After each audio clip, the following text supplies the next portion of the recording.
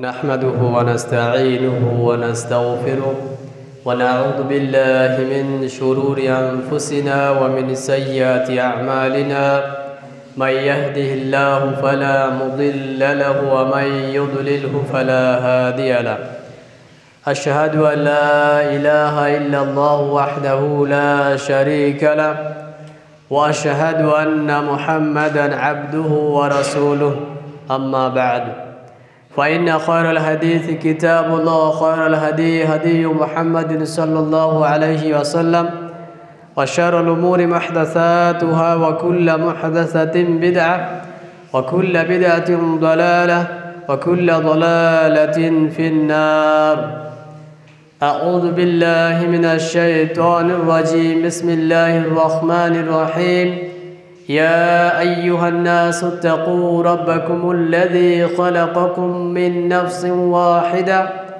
وخلق منها زوجها وبث منهما رجالا كثيرا ونساء واتقوا الله الذي تساءلون به والأرحام إن الله كان عليكم رقيبا يا أيها الذين آمنوا اتقوا الله حق تقاته ولا تموتن إلا وأنتم مسلمون يا أيها الذين آمنوا اتقوا الله وقولوا قولا سديدا يصلح لكم أعمالكم ويغفر لكم ذنوبكم ومن يطع الله ورسوله فقد فاز فوزا عظيما وقال الله تعالى يا أيها الذين آمنوا أطيعوا الله وأطيعوا الرسول ولا تبطلوا أعمالكم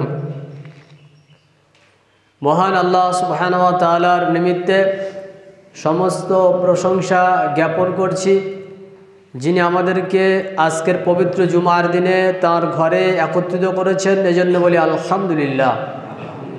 অতঃপর আমাদের শেষ নবী শ্রেষ্ঠ নেতা রাসূলুল্লাহ সাল্লাল্লাহু আলাইহি ওয়াসাল্লামের প্রতি আল্লাহ সুবহানাহু ওয়া তাআলার পক্ষ হতে অসংখ্য দরুদ ও শান্তি বিবর্ষিত। আল্লাহুম্মা সাল্লি আলাইহি আল্লাহুম্মা বারিক আলাইহি। মহান আল্লাহ সুবহানাহু ওয়া তাআলা তিনি আমাদেরকে সৃষ্টি করেছেন তার ইবাদতের জন্যে। এই মর্মে পবিত্র কোরআনে আল্লাহ সুবহানাহু ওয়া তাআলা উল্লেখ করছেন সূরা জারিয়াতের 56 নম্বর আয়াতে, ওয়ামা খলাকতুল জিন্না ওয়াল ইনসা ইল্লা লিয়াবুদুন।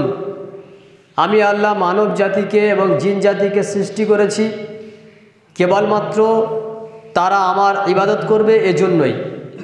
অর্থাৎ মানব জাতিকে এবং জিন জাতিকে সৃষ্টি করার পিছনে আল্লাহ রাব্বুল আলামিনের মূল কারণ হচ্ছে যে বান্দা তথা আমার সৃষ্টি মানুষ এবং জিন কেবলমাত্র আমার ইবাদত করবে, আমাকে ছাড়া অন্য কারো ইবাদত করবে না। তাহলে আমাদেরকে আল্লাহ রাব্বুল আলামিনের ইবাদত করতে হবে। তিনি আমাদেরকে যা বলেছেন, যেগুলো আমাদের উপরে বাধ্যতামূলক করেছেন মানার জন্য, সেগুলো আমাদেরকে মানতেই হবে। কিন্তু মানার জন্যে একটা নীতির প্রয়োজন, মানার জন্যে একটা আদর্শের প্রয়োজন, মানার জন্য একটা পদ্ধতি প্রয়োজন। এই পদ্ধতি শেখানোর জন্যে, জানানোর জন্যে আল্লাহ তাআলা প্রত্যেক যুগে নবী এবং রাসূলদেরকে প্রেরণ করলেন। নবী এবং রাসূলদের কাজ হলো জাতিকে আল্লাহ রাব্বুল আলামিনের যে কিতাব তদ অনুযায়ী তাদেরকে দিনটা বুঝিয়ে দেওয়া। দিন হলো এই, আল্লাহ তাআলা আমাদেরকে সৃষ্টি করেছেন তার ইবাদতের জন্যে। এখন ইবাদত কিভাবে করবে আমাকে দেখো। অর্থাৎ আমি তোমাদেরকে যেরূপ ইবাদতের পদ্ধতি নীতি দেখাচ্ছি এটাই হচ্ছে তোমাদের জন্য গ্রহণযোগ্য। আর যদি আমাকে ব্যতীত, আমাকে ছেড়ে দিয়ে তোমরা অন্য কারোর অনুসরণ করো তাহলে তা তোমাদের জন্য গ্রহণযোগ্য হবে না। একই কথা নূহ আলাইহিস সালাম তিনি তার কওমকে বলেছিলেন, ইয়া কওমি ইবুদুল্লাহ ওয়া আতিউন। হে আমার কওম, তোমরা আল্লাহর ইবাদত করো এবং আমার অনুসরণ করো, আমার আনুগত্য করো। তার মানে আল্লাহ রাব্বুল আলামিনের ইবাদত করার জন্য যে পদ্ধতির প্রয়োজন, যে বৈশিষ্ট্যের প্রয়োজন, সেটা শিখতে হবে কার কাছ থেকে? সেটা শিখতে হবে নবীর কাছ থেকে। যে যুগে আল্লাহ তাআলা যে নবীকে প্রেরণ করেছিলেন ওই যুগে ওই জাতি যখন দিন মানার প্রয়োজনীয়তা বোধ করেছে তখন তাদের জন্য আদর্শ হচ্ছে সেই যুগের নবী, আর ওই নবীর অনুসরণ করে তাদেরকে দিন মানতে হবে। এখন আজকের যদি আমরা আমাদের দিন ইসলাম মানি, আমাল করতে চাই কোনো বিষয়ে, তাহলে আমাদেরকে কোরআন বলছে সালাত আদায় করতে হবে, কোরআন বলছে সিয়াম পালন করতে হবে। কোরআনে আল্লাহ রাব্বুল আলামিন এমন অনেক বিধান আমাদেরকে দিয়েছেন, কিন্তু এই বিধানগুলো যে আমরা মানব, এখন মানার জন্য পদ্ধতির প্রয়োজন। এই পদ্ধতিটা আমরা কোথায় পাবো? তখন আল্লাহ রাব্বুল আলামিনের সিস্টেম অনুপাতে যে নাবী আমাদের জন্য আল্লাহ তাআলা প্রেরণ করেছেন, সেই নাবীর আনুগত্য অনুপাতে আমাদেরকে দিন মানতে হবে, দিনের আমল করতে হবে। যেমন পবিত্র কোরআনে আল্লাহ সুবহানাহু ওয়া তাআলা তিনি উল্লেখ করছেন সূরা মুহাম্মাদের 33 নম্বর আয়াত, ইয়া আইয়ুহাল্লাযীনা আমানু, হে ঈমানদারগণ, আতিউল্লাহ ওয়া আতিউর রাসূল, তোমরা আল্লাহর আনুগত্য করো এবং রাসূলের আনুগত্য করো। ওয়ালা তুবতিলু আমালাকুম, আর এ ব্যতীত তোমরা নিজেদের আমলকে বরবাদ করো না, বাতিল করো না, বিনষ্ট করো না। তাহলে এখানে আল্লাহ তাআলা প্রথম কি বললেন? আতিউল্লাহ, তোমরা আল্লাহর আনুগত্য করো, ওয়া আতিউর রাসূল, এবং রাসূলের আনুগত্য করো। অর্থাৎ দিন মানতে গেলে এই দিনটা হবে আল্লাহর আনুগত্য অনুপাতে এবং রাসূলুল্লাহ সাল্লাল্লাহু আলাইহি ওয়াসাল্লামের আনুপাতিক। যদি এমনটা না হয় তাহলে তোমাদের আমল বরবাদ হয়ে যাবে। তার মানে যদি কোনো ব্যক্তি দিন মানতে গিয়ে কোনো আমল করে, যে আমলের মধ্যে পদ্ধতি মুহাম্মদ সাল্লাল্লাহু আলাইহি ওয়াসাল্লামের নেই, যে আমলের মধ্যে সেই আমলটা আল্লাহ রাব্বুল আলামিনের পক্ষ থেকে কোনো নির্দেশ নেই, তাহলে ওই ব্যক্তির আমল বাতিল। কেন? আল্লাহ তাআলা প্রথমে বললেন ইয়া আইয়ুহাল্লাযীনা আমানু, হে ঈমানদারগণ, আতিউল্লাহ, তোমরা আল্লাহর আনুগত্য করো, ওয়া আতিউর রাসূল, রাসূলের আনুগত্য করো, ওয়ালা তুবতিলু আমালাকুম, আর শেষ বাক্য তোমরা তোমাদের আমলকে বাতিল করো না। তার মানে যদি তোমরা আমল করো তো আমলটা যেন আল্লাহ রাব্বুল আলামিন বলেছেন কিনা এদিকে খেয়াল রেখে করা হয়, এবং যে পদ্ধতিতে করছে সেই পদ্ধতি যেন রাসূল সাল্লাল্লাহু আলাইহি ওয়াসাল্লামের পদ্ধতি অনুপাতে হয়। যদি রাসূলের অনুপাতে না হয় তাও আমল বাতিল, আর এমন আমল করেছে যেটা আল্লাহ তাআলা বলেননি সে আমল করলেও বাতিল, যদিও আমার নিকটে তা অত্যন্ত ভালো মনে হয়। তাহলে কোনো আমল যখন কোনো বান্দা করবে, সেই আমল যদি আমার নিকটে ভালো লাগে, আমার দৃষ্টিতে পছন্দ হয়, কিন্তু সেই আমল যদি আল্লাহ তাআলা না করতে বলেন, সেই আমল যদি রাসূল সাল্লাল্লাহু আলাইহি ওয়াসাল্লামের পদ্ধতিতে না হয়, তাহলে সেটা বাতিল বলে পরিগণিত হবে। সহিহ বুখারীর মধ্যে উল্লেখ করা হয়েছে 5063 নম্বর হাদিস, আনাস রাদিয়াল্লাহু আনহু তিনি বলছেন, জাআ সালাসাতু রাহতিন ইলা বুয়ুতি আজওয়াজিন নবী সাল্লাল্লাহু আলাইহি ওয়াসাল্লাম, তিনজন ব্যক্তি একদিন রাসূলুল্লাহ সাল্লাল্লাহু আলাইহি ওয়াসাল্লামের কোনো এক স্ত্রীদের নিকটে গিয়ে উপস্থিত হলেন, আল্লাহ নবী সাল্লাল্লাহু আলাইহি ওয়াসাল্লামের কোন এক স্ত্রীর বাড়িতে।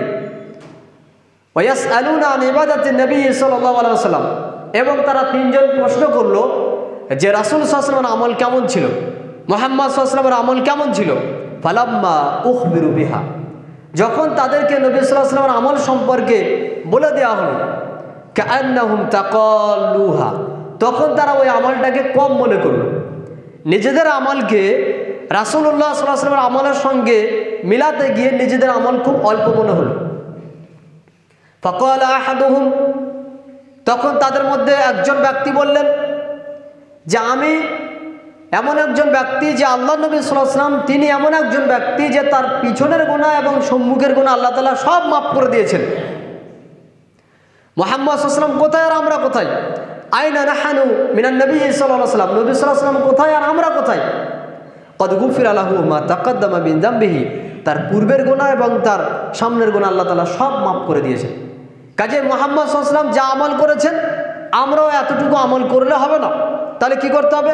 আম্মা আনা ফা ইন্নী উসাল্লিল লাইলা আবাদা, তাহলে আমি কি করব? আমি সারা রাত জেগে সালাত আদায় করব, সদা সর্বদা তাহাজ্জুদ পড়ব, কোনো সময় রাত্রে আমি ঘুমাবো না।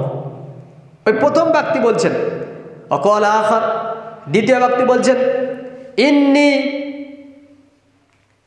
আমি আসুমুদ্দাহার, আমি সব সময়ের জন্য সিয়াম পালন করব। আসুমুদ্দাহার ওয়ালা উফতির, কখনো আমি সিয়াম ছাড়ব না, মানে পুরো বছরকে বছর প্রত্যেক দিন আমি রোজা থাকবো, কোনো দিন আমি রোজা ছাড়বো না, পুরো বছর এইভাবে আমি রোজা রাখবো।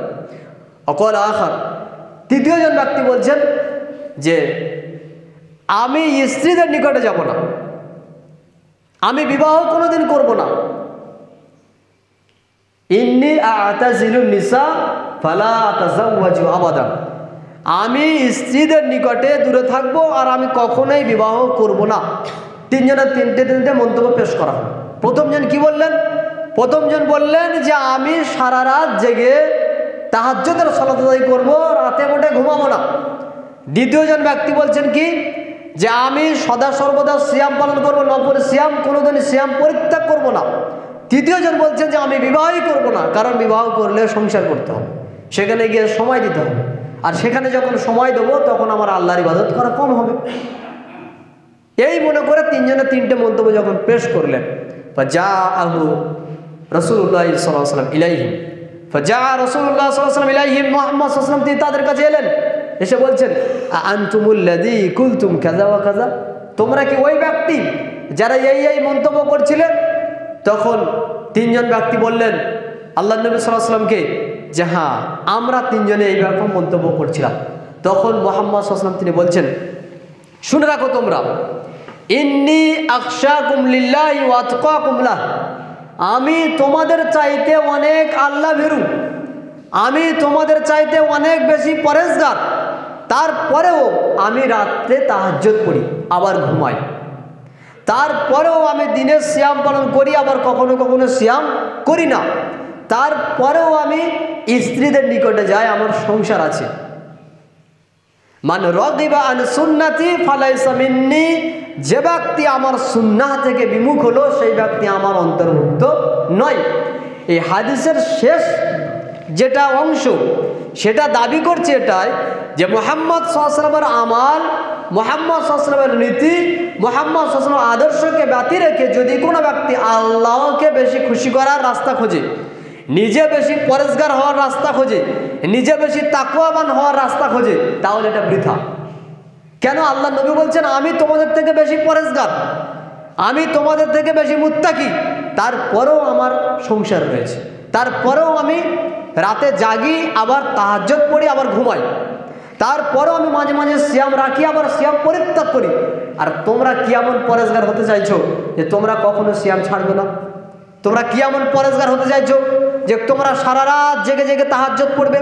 কি এমন পরেজগার হতে যাচ্ছ যে তোমরা নিজেরা বলছো আমরা স্ত্রীদের নিকটে যাব না? বলে উনি কি বললেন, আমি যা করি আমার মতো করে তোমাদের করা প্রয়োজন, তোমরা যদি আমার থেকে বেশি করতে যাও এটা আমার সুন্নাহ থেকে বিমুখ হওয়া হলো। তার মানে হাদিস থেকে প্রমাণ হলো বেশি ইবাদত করে আল্লাহকে খুশি করা যায় না। ইবাদত অনেক করে আল্লাহকে খুশি করা যাবে, বিষয়টা ভুল। কি করতে হবে তাহলে? আমাল অল্প হোক, যেন মুহাম্মদ সাল্লাল্লাহু আলাইহি ওয়াসাল্লামের আনুপাতিক হয়, অল্প আমল হোক যেন মুহাম্মদ সাল্লাল্লাহু আলাইহি ওয়াসাল্লামের আনুপাতিক হয়, কিন্তু বেশি আমল করবেন যেটা রাসূল সাল্লাল্লাহু আলাইহি ওয়াসাল্লাম করেননি, তাহলে এই আমল আপনার নিকটে যদি মনে হয় যে খুব ভালো, অনেক পরেজগারিতার কাজ করলেন, এটা কিন্তু ভুল। যেমন একজন ব্যক্তি বলছে যে আমি খুব ভালো লোক, আমার আব্বা মারা গেছে, আমি আব্বার তো ভালো ছেলে ছিলাম, আমার আব্বা আমার নামে অনেক জায়গা কিনে দিয়ে গেছে, আমার নামে আমার আব্বা অনেক কিছু করে দিয়েছে, তো আব্বা মারা যাচ্ছে তার জন্য একটা মাগফিরাতের দোয়ার মজলিস করতে হবে না? না করলে কেমন হয়? ছেলে খারাপ হয়ে যাবে। তাহলে কি করতে হবে? আব্বা মারা যাওয়ার 3 দিনের মাথায় কি 4 দিনের মাথায় কি 5 দিনের মাথায় আব্বার নামে একটা খানার ব্যবস্থা করলো। এখন এ মনে করলো কি যে আমি যে খানাটা করছি আসলে আল্লাহকে খুশি করার জন্য, এতে করে আল্লাহ খুশি হবে এবং আল্লাহ খুশি হয়ে আমার আব্বাকে কি করবে? ক্ষমা করে দিবে। কিন্তু হিসাবটা ভুল। যদিও এই ব্যক্তি 50,000 টাকা খরচ করে, যদিও এই ব্যক্তি 1 লক্ষ টাকা খরচ করে মানুষকে খাওয়ায়, ওই আমল আল্লাহর কাছে কবুল হবে না, বরং এই ব্যক্তির দৃষ্টিতে ভালো আমল, কিন্তু এটা ভালো নয়। কারণ মুহাম্মদ সাল্লাল্লাহু আলাইহি ওয়াসাল্লাম এইরকম রাস্তা দেখিয়ে যাননি। যদিও আমার কাছে ওটা অনেক ভালো লাগছে, আপনি মুহাম্মদ সাল্লাল্লাহু আলাইহি ওয়াসাল্লামকে খুব ভালোবাসেন, আমি মুহাম্মদ সাল্লাল্লাহু আলাইহি ওয়াসাল্লামকে খুব ভালোবাসি, তো ভালোবাসার তো একটা পরিচয় দিতে হবে, প্রকাশ্য পরিচয়, যে আমি আল্লাহ নবীকে মহাব্বত করি, তার একটা পরিচয় আমাকে মানুষের কাছে জানানো দরকার যে হ্যাঁ আমি ভালোবাসি। প্রমাণ আমাকে একটা দেওয়া দরকার। কি প্রমাণ হবে? তাহলে রাসূল সাল্লাল্লাহু আলাইহি ওয়াসাল্লাম যেদিনে জন্মগ্রহণ করেছেন তার জন্য সেই দিনে একটা আমরা রাসূল সাল্লাল্লাহু আলাইহি ওয়াসাল্লামের জন্মদিন পালন করছি বলে একটা মিছিল বের করা হয়। এটা দেখতে কেমন লাগে? খুব সুন্দর। কেন এই লোকগুলো কাজ করছে? এই জন্য যে আল্লাহর নবী যেদিনে জন্মগ্রহণ করেন সেই দিনটা হচ্ছে পবিত্র দিন। যেহেতু মুহাম্মদ সাল্লাল্লাহু আলাইহি ওয়াসাল্লাম জন্মগ্রহণ করেছেন, আমাদের কাছে নবী হিসেবে এসেছেন, কাজে তিনি যে দিনে জন্মগ্রহণ করেছেন তাকে যদি আমরা জন্মদিবসের যদি আমরা সুন্দর করে আপ্যায়ন না করতে পারি তাহলে এটা তো ঠিক হলো না। আর মুসলমান হিসেবে আমার উপরে দায়িত্ব রাসূল সাল্লাল্লাহু আলাইহি ওয়াসাল্লামকে সম্মান করা, এই জন্য আমরা নবী দিবস পালন করি। এখন এই আমল যদি কোনো ব্যক্তি করে, আর রাস্তায় কেন গোটা দুনিয়ায় যদি মিছিল করে বেড়ায়, তো একটাও নেকি কি হবে? হবে না। কারণ এই যে রাসূল সাল্লাল্লাহু আলাইহি ওয়াসাল্লাম বলছেন, বেশি আমল করে পরেজগার হওয়া যায় না, বেশি আমল করে দিনদার হওয়া যাবে না, বেশি আমল করে আল্লাহ ভীরু হওয়া যায় না। আমল কতটুকু করতে হবে? আমি তোমাদেরকে যতটুকু বলি অতটুকুই তোমরা আমল করো, ব্যাস। বেশির প্রয়োজন নেই, বেশি আমলের প্রয়োজন নেই। আপনি অনেক কিছু করেছেন দিনের নামে, এখন আস্তে আস্তে একটা ছাড়ছেন। কেন ছাড়ছেন? এই জন্য যে নবী সাল্লাল্লাহু আলাইহি ওয়াসাল্লাম এগুলো করেননি। এসে দেখছেন শুধু আপনার মাথায় রয়েছে 5 ওয়াক্ত সালাত আদায় করতে হবে, রমজান মাসে সিয়াম পালন করতে হবে, তারপর আপনি মাঝে মাঝে নফল রোজা রাখলেন মাসে 3টে করে, কি সোমবার করে, বৃহস্পতিবার করে, আর বাকি আপনি কোনো সিয়াম রাখছেন না, ব্যাস এটাই যথেষ্ট, এটাই আপনার জন্য যথেষ্ট। কিন্তু অধিক কিছু করতে যাবেন যেটা আল্লাহ নবী বলেননি, আল্লাহ তাআলা বলেননি, অধিক কিছু করে আপনি মনে করছেন যে আমি অনেক পরেজগারিতার কাজ করছি। আসলে পরেজগারিতার কাজ নয়, কারণ এটা আল্লাহ রাসূল সাল্লাল্লাহু আলাইহি ওয়াসাল্লাম দিয়ে যাননি। আব্দুল ইবনে আমর রাদিয়াল্লাহু আনহু বিষয় আসছে সহিহ বুখারী 1160 নম্বর হাদিস। রাসূল সাল্লাল্লাহু আলাইহি ওয়াসাল্লাম শুনেছেন যে আব্দুল ইবনে আমর এমন একজন ব্যক্তি যিনি খুব ইবাদত করেন, প্রচুর ইবাদত করেন। অল্প বয়সে বিবাহ করেছেন, 17-18 বছর বয়সে, তো উনি প্রচুর ইবাদতকারী, সব সময় ইবাদত করেন। স্ত্রীর নিকটে খবর নেওয়া হলো, স্ত্রী বলছেন উনি সময় দেন না খুব একটা। কি করেন? সারাদিন মসজিদে পড়ে থাকেন। আর কি করেন? আর রাত হলে তাহাজ্জুদ পড়েন। তাহলে স্ত্রীকে সময় দেবেন কখন? বলছে ওই সময় ওনার নেই। উনি খুব পরেজগার আল্লাহ ওলা ব্যক্তি, উনি সাহাবী। অসম্মানের বাক্য তার জন্য গ্রহণ করা, এটা আমাদের জন্য ঈমান ভাঙার একটা জায়গায় পৌঁছাবে। কাজে অসম্মান দৃষ্টিতে দেখা হবে না, দেখা হচ্ছে তার আমলের বিষয়টি। তিনি এরকম আমল করেন। রাসূল সাল্লাল্লাহু আলাইহি ওয়াসাল্লামের কাছে খবর এলো, মুহাম্মদ সাল্লাল্লাহু আলাইহি ওয়াসাল্লাম আব্দুল ইবনে আমরকে জিজ্ঞেস করছে, আব্দুল ইবনে আমর, তোমাকে কি আমি এই বিষয়ে খবর দিব না? কি? তাসুমু, তুমি রোজা পালন করো, সারাদিন সবসময় তুমি রোজা রাখো, ওয়াতাকুমুল লাইল, আর তুমি কি করো? আর রাত্রেবেলা তুমি তাহাজ্জুদ পড়ো। তো বলছেন জি আল্লাহর নবী, আমি এরকম আমল করি। তখন মুহাম্মদ সাল্লাল্লাহু আলাইহি ওয়াসাল্লাম তিনি বলছেন, লা তাফআল, এরকম করবে না। কেন করবে না? ফাইন্না লিজাওজিকা আলাইকা হাক্কান ওয়া ইন্না লিআইনিকা আলাইকা হাক্কান ওয়া ইন্না লিজাসাদিকা আলাইকা হাক্কান। কেননা তোমার উপরে তোমার স্ত্রীর একটা হক রয়েছে, এটা একটা ইবাদত। তোমার শরীরের উপরে তোমার একটা হক, তোমার শরীরের হক রয়েছে তোমার উপরে। মানে তুমি তোমার শরীরকে খাওয়াবে, তাকে রাত্রে জাগিয়ে রাখবে, এরকম নয়। তোমার শরীরের হক কি?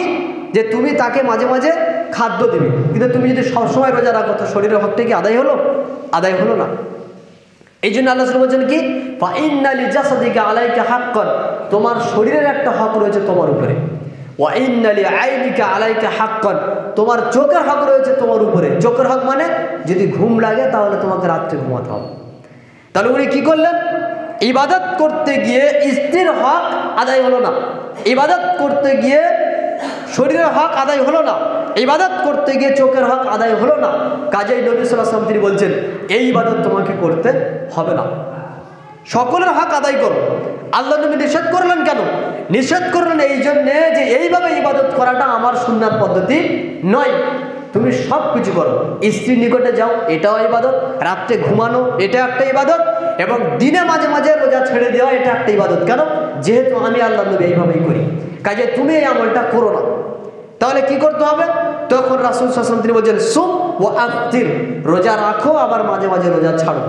আর যদি তুমি মনে করো তো যে সিয়াম রাখবে, তাহলে প্রত্যেক মাসে 3টে করে রোজা রাখো। যে ব্যক্তি প্রত্যেক মাসে 3টে করে রোজা রাখবে, তাহলে পুরো বছর সিয়াম রাখার নেকি পাবে। তাহলে এটা কাকে বলছেন আল্লাহ রাসূল? আব্দুল ইবনে আমরকে। যদি একথাই হয়, এটা আমরা আগে থেকে শুনেছি, এখনও জানি। এই হাদিসের আনুপাতিক আমরা যদি দেখি যে ইমাম আবু হানিফা রাহিমাহুল্লাহ তিনি দীর্ঘ 40 বছর যে ওযুতে এশার সালাত আদায় করেছেন, সেই ওযুতে তিনি ফজরের সালাত আদায় করেছেন। যদি তাই হয়, তাহলে আব্দুল ইবনে আমরকে আল্লাহ নবী সাল্লাল্লাহু আলাইহি ওয়াসাল্লাম যেরূপ বললেন যে আব্দুল ইবনে আমর তুমি এমনটা করো না, রাত্রে ঘুমাবে আবার তাহাজ্জুদ পড়বে, একেবারে টানা রাত তোমাকে জাগার প্রয়োজন নেই। তো আবু হানিফা রাহিমাহুল্লাহকে যদি আল্লাহ নবী সাল্লাল্লাহু আলাইহি ওয়াসাল্লাম পেতেন, তিনি কি বলতেন? যে 40 বছর তুমি যে ইবাদত করেছো, তোমার এরকম করার প্রয়োজন নেই। কেন? ইন্নালি আইনিকা আলাইকা হাক্কান, তোমার চোখের হক রয়েছে তোমার উপরে, কাজে চোখের হকটা আদায় করো। যদি আবু হানিফা রাহিমাহুল্লাহ এরকম করেছে কিনা এর কোনো নিশ্চয়তা নেই। যারা আবু হানিফার সম্মান দিতে গেছে, তারা তাকে বেশি বাড়িয়ে দিয়েছে, দিয়ে তাকে অসম্মান করে ফেলেছে। অথচ হাদিসের দৃষ্টিতে এইরূপভাবে ইবাদত করা যায় না। তাহলে এই যে দুই হাদিস থেকে আমরা বুঝতে পারলাম যে ইবাদতের ক্ষেত্রে যে কোনো প্রকার ইবাদত করতে গেলে সেই ইবাদত যেন মুহাম্মদ সাল্লাল্লাহু আলাইহি সাল্লামের আনুপাতিক হয়। এখন আমাদের যে মাস চলছে তা হচ্ছে শাবান মাস। শাবান মাস হচ্ছে একটা আরবি মাস, কিন্তু আমাদের সমাজের মানুষ শাবান মাস বলতে আরবি মাস বুঝে না। যদি আপনি বলেন শবে বরাতের মাস, সকলেই বুঝতে পারে। যেমন মুহররম বলে একটা মাস রয়েছে, এটা অধিকাংশ বাঙালি বা অধিকাংশ মুসলিম বুঝে না। যদি বলা যায় এটা হাসান হুসেনের জন্য ওই কারবালার যুদ্ধের মাস, তখন সকলে বুঝতে পারে ও এটা মহরম। মহরম যে একটা মাসের নাম এটা বুঝে না, মহরম একটা দিনের নাম, যে দিনে হাই হুসেন করে কান্নাকাটি করা হয়, এটা মানুষ বোঝে। ঠিক সেই রকমভাবে শাবান মাস আরবি মাস, এটা না বুঝলে অন্তত এতটুকু বোঝে যে ভাই এখন কি মাস চলছে, এখন শবে বরাতের মাস, ও আর বেশি দিন বাকি নেই গো, আর এক মাস বাকি আছে। কিসের? রমজানের। কেন? এখন শবে বরাতের মাস চলছে। অথচ শবে বরাতের মাস বলে সকলে যেটা জানি আমরা, এর কিন্তু হাদিস এবং কোরআন থেকে রাসূল সাল্লাল্লাহু আলাইহি ওয়াসাল্লাম কিছু করেছেন নির্দিষ্ট করে শবে বরাতের জন্য, প্রমাণ নেই, কিন্তু মানুষ সকলেই করে। এখন শবে বরাতের বিষয়ে কথা বলতে চায় না। এখন যে বিষয়ে কথা বলবো তা হচ্ছে শাবান মাসের আমাদের করণীয় কি।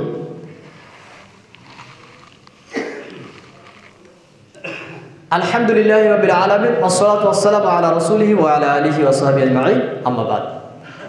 সহিহ বুখারী হাদিস নাম্বার 1969, আয়েশা রাদিয়াল্লাহু আনহা তিনি বলছেন, কানা রাসূলুল্লাহ সাল্লাল্লাহু আলাইহি ওয়াসাল্লাম ইয়াসুমু হাত্তা নাকুলা লা ইফতির।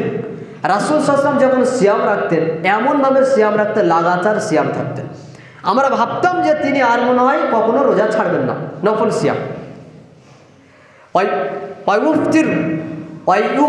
তিনি যখন সিয়াম ছেড়ে দিতেন, হাত্তা নাকুলা লা ইয়াসুমু, আমরা মনে করতাম তিনি আর মনে হয় রোজা রাখবেন না। আল্লাহ নবী সাল্লাল্লাহু আলাইহি ওয়াসাল্লামের একটা আমালের পদ্ধতি ছিল এমন, তিনি যখন কোনো আমাল করতেন তো লাগাতার কয়েকদিন করতেন, অল্প হোক কিন্তু তিনি রেগুলার করতেন। তো আয়েশা রাদিয়াল্লাহু আনহা তিনি বলছেন, নবী সাল্লাল্লাহু আলাইহি ওয়াসাল্লাম যখন তিনি নফল সিয়াম শুরু করতেন, এমনভাবে নফল সিয়াম রাখতেন আমরা ভাবতাম যে মনে হয় তিনি আর সিয়াম ছাড়বেন না। আর তিনি যখন সিয়াম ছেড়ে দিতেন, রাখতেন না, তখন ভাবতাম মনে হয় আর রাখবেন না, এমনভাবে রাখতেন। ফামা রাআইতু রাসূলুল্লাহ সাল্লাল্লাহু আলাইহি ওয়াসাল্লাম, আমি আল্লাহ নবী সাল্লাল্লাহু আলাইহি ওয়াসাল্লামকে দেখেছি যে তিনি কখনোই গোটা মাসে রোজা রাখতেন না। লা ইস্তাকবালা সিয়ামা শাহরিন ইল্লা রমাদান, তিনি রমজান ছাড়া অন্য কোনো মাসে পুরো মাস সিয়াম রাখতেন না। তো রমজান তো সকলকে সিয়াম রাখতে হয়। ওয়ামা রাআইতুহু আকসারু মিন সিয়ামিন মিনহু মিন শাবান, তবে নবী সাল্লাল্লাহু আলাইহি ওয়াসাল্লাম তিনি তার জীবনের সবচেয়ে বেশি নফল সিয়ামের ক্ষেত্রে যে মাসে রোজা রাখতেন তা হচ্ছে শাবান মাসে। রাসূল সাল্লাল্লাহু আলাইহি ওয়াসাল্লাম সবচেয়ে বেশি যে মাসে রোজা রাখতো তা হচ্ছে শাবান মাস, মানে এই যে মাসটা চলছে এখন, আজকের সম্ভবত 1 তারিখ শাবান মাসে। শাবান মাসে আল্লাহ নবী সাল্লাল্লাহু আলাইহি ওয়াসাল্লাম সবচেয়ে বেশি রোজা রাখতেন, যত পারতেন রোজা রাখতেন। আবু হুরায়রা রাদিয়াল্লাহু আনহু তিনি বলছেন, নবী সাল্লাল্লাহু আলাইহি ওয়াসাল্লাম তিনি বলেছেন, যখন আল্লাহ নবী সাল্লাল্লাহু আলাইহি ওয়াসাল্লাম সিয়ামের মর্যাদা গুরুত্ব পেশ করতে যাচ্ছেন, তিনি তখন বলছেন, আফজালুস সিয়াম বা'দা রমাদান শাহরুল্লাহি মুহররম, আল্লাহর নিকটে সবচেয়ে সিয়ামের দিক থেকে উত্তম সিয়াম হচ্ছে রমজান মাসের সিয়াম, যেটা ফরজ সিয়াম। আর ফরজ সিয়ামের পরে পরে নফল সিয়াম যত রয়েছে তার মধ্যে সবচেয়ে উত্তম আল্লাহর নিকটে প্রিয় হলো মুহররম মাসের সিয়াম। কিন্তু তারপরেও আল্লাহ নবী সাল্লাল্লাহু আলাইহি ওয়াসাল্লাম মুহররম মাসের সিয়াম রাখতেন, কিন্তু সবচেয়ে বেশি সিয়াম রাখতেন কোন মাসে? তা হচ্ছে শাবান মাসে। তার মানে শাবান মাসের একটা গুরুত্ব আছে, এই হাদিস থেকে প্রমাণ হয়। তাহলে যদি কোনো ব্যক্তি শাবান মাসে কোনো আমল করতে চায়, যে হ্যাঁ আমি শাবান মাস এসেছে একটা আমল করতে চাই, তাহলে সেই ব্যক্তির জন্য জরুরি হবে ওই ব্যক্তি বেশি বেশি করে শাবান মাসে সিয়াম রাখবে। কতটা রাখবে? তার দেহে তার ক্ষমতায় যতটুকু কুলায়, যতটুকু তার ক্ষমতায় আসে সেই ব্যক্তি ততটুকু সিয়াম পালন করবে, ততটুকু রাখবে। এরপরে উসামা বিন যায়েদ রাদিয়াল্লাহু আবু মুসা আশআরী রাদিয়াল্লাহু আনহু তিনি বলছেন, নবী সাল্লাল্লাহু আলাইহি ওয়াসাল্লাম তিনি বলেছেন, যখন শাবান মাস আসে, ইন্নাল্লাহা লায়াত্তালিউ ফি লাইলাতিন নিসফি মিন শাবান, আল্লাহ রাব্বুল আলামিন তিনি শাবান মাসের অর্ধ তারিখে বান্দাদেরকে মাফ করে দেন, ইল্লা লিমুশরিকিন ওয়া মুশাহিন, তবে যারা মুশরিক ব্যক্তি তিনি তাদেরকে ক্ষমা করেন না। যারা মুশরিক ব্যক্তি তিনি তাদেরকে ক্ষমা করেন না, এবং যে সমস্ত ব্যক্তি হিংসুক তাদেরকে আল্লাহ তাআলা ক্ষমা করেন না। বাকি অন্যান্য বান্দাদেরকে আল্লাহ রাব্বুল আলামিন ক্ষমা করে দেন। শাবান মাসের অর্ধ তারিখে অর্থাৎ 15ই শাবানে আল্লাহ রাব্বুল আলামিন তিনি তার বান্দাদেরকে ক্ষমা করে দেন। তবে ওই সমস্ত ব্যক্তিদেরকে আল্লাহ তাআলা ক্ষমা করেন না যে সমস্ত ব্যক্তিরা মুশরিক, মানে আল্লাহর সঙ্গে শিরক করে, তাদেরকে আল্লাহ মাফ করবেন না, তাদেরকে আল্লাহ ক্ষমা করবেন না। আর যে সমস্ত ব্যক্তিরা হিংসুক তাদেরকে আল্লাহ তাআলা ক্ষমা করবেন না। কিন্তু এই হাদিসে প্রমাণ হচ্ছে যে শাবান মাসের গুরুত্ব আছে, কিন্তু খাস করে কোনো ইবাদতের কথা নির্দিষ্ট করে এই তারিখে কোনো ইবাদতের জন্য আল্লাহ নবী সাল্লাল্লাহু আলাইহি ওয়াসাল্লাম কিছু বললেন না। এই হাদিসটা উল্লেখ করা হয়েছে ইবনে মাজাহ 1390 নম্বর হাদিস। আবু হুরায়রা রাদিয়াল্লাহু আনহু তিনি বলছেন, রাসূলুল্লাহ সাল্লাল্লাহু আলাইহি ওয়াসাল্লাম তিনি বলেছেন, ইযা বাকিয়া নিসফু মিন শাবান ফালা তাসুমু, যখন শাবান মাসের অর্ধ তারিখ পার হয়ে যায় তখন তোমরা আর সিয়াম পালন করবে না, তখন তোমরা আর রোজা রাখবে না। তাহলে শাবান মাসে যদি কোনো ব্যক্তি সিয়াম রাখতে চায় কতদিন রাখবে? রাসূল সাল্লাল্লাহু আলাইহি ওয়াসাল্লাম বলছেন 15 তারিখ পর্যন্ত সিয়াম রাখবে, আর রেখো না। এই জন্য রাখতে মানা করেছেন, যদি কোনো ব্যক্তি এই মাসে নফল সিয়াম রাখতে গিয়ে আগামী রমজান মাসে ওই ব্যক্তি ফরজ সিয়াম রাখার ক্ষেত্রে নিজেকে দুর্বল পাবে, নিজেকে দুর্বল পাবে, তাহলে সেই ব্যক্তির জন্য হাফ মাস রোজা রাখবে। আর যে ব্যক্তি এইরকম শিওর যে আমি এই মাসে যদি পুরো রোজা রাখতে পারি আর রমজান মাসও পুরো রাখবো, তাতে আমার কোনো শরীরের ক্ষতি হবে না বা রাখার ক্ষমতা আমার আছে, সেই ব্যক্তি পুরো রাখবে, সেই ব্যক্তি পুরো মাস রোজা রাখুন। আল্লাহ নবী ওই ব্যক্তির জন্য বললেন যে সমস্ত মানুষেরা নিজেকে দুর্বল মনে করে যে আমি যদি এই মাসে পুরো সিয়াম রাখি তাহলে রমজান মাসে আশঙ্কা করে আমার দ্বারা সিয়াম রাখা সম্ভব নয়, তাহলে এই রকম ব্যক্তি কি করবে? এইরকম ব্যক্তি এই মাসে হাফ রাখবে। তাহলে আমাদের উচিত যতটুকু বেশি পারা যায় এই মাসে অর্থাৎ শাবান মাসে সিয়াম পালন করা, এগুলো সব নফল সিয়ামের খাতাতে। এরপরের হাদিস, উসামা বিন যায়েদ রাদিয়াল্লাহু আনহু তিনি বলছেন, নবী সাল্লাল্লাহু আলাইহি সাল্লাম তিনি বলেছেন, তোমাদের মধ্যে কোনো ব্যক্তি যদি সিয়াম পালন করতে চায় তাহলে এই মাসে সিয়াম পালন কেন করবে? উসামা বিন যায়েদ তিনি বলছেন, লাম আরাকা, আমি আল্লাহ নবী সাল্লাল্লাহু আলাইহি ওয়াসাল্লামকে বলছি, ইয়া রাসূলুল্লাহ, আমি তো আপনাকে কখনোই দেখিনি তাসুমু শাহরান মিনাশ শুহুরি মিন শাবান, আপনি কোনো মাসে পুরো মাস রোজা রাখেননি, তবে শাবান মাসে আপনাকে আমি দেখি আপনি পুরো মাস রোজা রাখেন, ব্যাপার কি? আপনি কেন আমার আমল করেন? ফাকালা নবী সাল্লাল্লাহু আলাইহি ওয়াসাল্লাম, তখন আল্লাহ নবী সাল্লাল্লাহু আলাইহি ওয়াসাল্লাম তিনি বলছেন, যালিকা শাহরুন ইয়াগফুলুন নাসু আনহু বাইনা রজব ওয়া রমাদান, মানুষ এই মাস সম্পর্কে সবচেয়ে বেশি গাফেল থাকে, মানুষ এই মাস থেকে সবচেয়ে বেশি গাফেল থাকে। তবে এটা এমন একটা মাস যে মাসটা রজব মাস এবং রমাদান মাসের মধ্যবর্তী মাস, মানে শাবান মাস, এমন একটা মাস, ওয়া শাহরুন, এটা হলো ওই মাস, ইউরফাউ ফীহিল আমালুস সালিহ, যে মাসে আল্লাহ রাব্বুল আলামিনের নিকটে বান্দার আমলনামাকে পেশ করা হয়। ইউরফাউ ফীহি আল আমালুস সালিহ, যে মাসে বান্দার আমলনামা আল্লাহর নিকটে পেশ করা হয়, সমস্ত ব্যক্তির আমলনামা আল্লাহর নিকটে পেশ করা হয় বাৎসরিক আমল। কোন মাসে? শাবান মাসে। রাসূল সাল্লাল্লাহু আলাইহি ওয়াসাল্লাম বলছেন, ফাউহিব্বু আইয়ুরফা আমালি ওয়া আনা সাঈম, এই মর্মে আমি আল্লাহর নিকটে আশাবাদী যে আমার আমলনামাটা আল্লাহর নিকটে পেশ করা হোক, আল্লাহ দেখুক আমার আমলনামাটা, তখন যেন আমি রোজা অবস্থায় থাকি, তখন যেন আমি সিয়াম অবস্থায় থাকি। এখন আল্লাহ রাব্বুল আলামিনের নিকটে বান্দার আমল পেশ করা হয় কত তারিখে? নবী সাল্লাল্লাহু আলাইহি ওয়াসাল্লাম জানেন না। বান্দার আমলনামা আল্লাহর নিকটে পেশ করা হয় শাবান মাসের কয় তারিখে? আল্লাহর নবী জানেন না। জানেন না মানে আল্লাহর পক্ষ থেকে তাকে জানানো হয়নি। এই জন্য তিনি বলছেন যে আমি মনে করি, আমি এটা পছন্দ করি যে আমার আমলনামাটা আল্লাহর নিকটে যখন পেশ করা হবে তখন যেন আল্লাহ আমাকে দেখে যে আমি সিয়াম অবস্থায় আছি। এই জন্য আমি যেহেতু জানি না কয় তারিখে, তাই আমি এই মাসে পুরো সিয়াম রাখি। তাহলে প্রত্যেক সপ্তাহে বান্দার আমলনামা পেশ করা হয়, সাপ্তাহিক আমলনামা পেশ করা হয় 2 দিন, সোমবার আর বৃহস্পতিবার। এই জন্য আল্লাহ নবী সাল্লাল্লাহু আলাইহি ওয়াসাল্লাম সোমবারে আর বৃহস্পতিবারে সিয়াম পালন করতেন। আর বাৎসরিকভাবে বান্দার আমলনামা আল্লাহর নিকটে পেশ করে কখন? তা হচ্ছে শাবান মাসে। কত তারিখে? আমরা কেউ জানি না। কেন জানি না? এই জন্য যে আল্লাহ রাব্বুল আলামিন তিনি আমাদের নবী সাল্লাল্লাহু আলাইহি ওয়াসাল্লামকে জানাননি। এখন আমরা যদি বলি যে হ্যাঁ আমরা জানি, ওটা হচ্ছে 15ই রমজান, এই 15ই শাবান, তাহলে এটা ভুল হয়ে যাবে।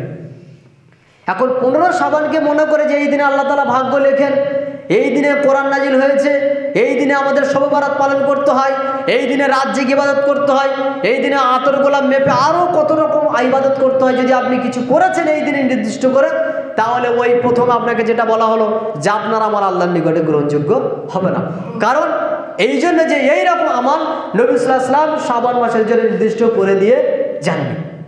সাহাবায়ে কেরাম আল্লাহ রাসূল নিষেধ করেছেন সাহাবাদেরকে যে তোমরা এইরূপভাবে আমল করো না, আমাকে যেরূপ দেখছো এইটুকু আমল করো, ব্যাস, বেশি করার প্রয়োজন নেই, আমাকে যতটুকু করতে দেখছো তোমরা ততটুকু করো।